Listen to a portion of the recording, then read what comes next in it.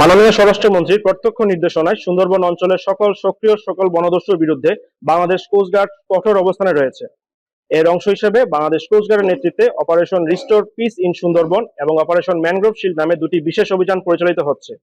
এই অভিযানের ধারাবাহিক সফলতা হিসেবে চতুর্থবারের মতো অপারেশন ম্যানগ্রোভ শিল্ডের আওতায় অভিযান পরিচালনা করে কুখ্যাত ডাকাত মেজর জাহাঙ্গীর বাহিনীর প্রধান মোহাম্মদ জাহিদুল ইসলাম ওরফে মেজর জাহাঙ্গীরকে আটক করা হয়।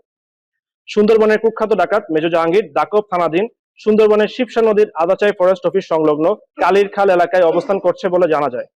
প্রাপ্ত গোপন তথ্যের ভিত্তিতে আজ 12 মে 2026 মঙ্গলবার মধ্যরাত 1টায় কোস্টগার্ড বেস মংলা কর্তৃক উক্ত এলাকায় একটি বিশেষ অভিযান পরিচালনা করে তাকে 2টি একনলা বন্দুক ও 5 রাউন্ড তাজা কার্তুজ সহ আটক করা হয়। আটককৃত ডাকাত মোহাম্মদ জাহিদুল ইসলাম ওরফে মেজর জাহাঙ্গীর নড়াইল জেলার নড়াগাতি থানার বাসিন্দা। সে দীর্ঘদিন যাবৎ এ বাহিনীর প্রধান হিসেবে সুন্দরবনের ডাকাতি ও সাধারণ জেলেদের জিম্মি করে মুক্তিপণ আদায় করে আসছিল। জব্দকৃত অস্ত্র, গোলাবারুদ ও আটককৃত ডাকাতের পরবর্তী আইনানুগ ব্যবস্থা গ্রহণের কার্যক্রম প্রক্রিয়াধীন রয়েছে। সুন্দরবনকে সম্পূর্ণরূপে দস্যুমুক্ত করতে বাংলাদেশ কোস্টগার্ড ভবিষ্যতেও এ ধরনের অভিযান অব্যাহত রাখবে।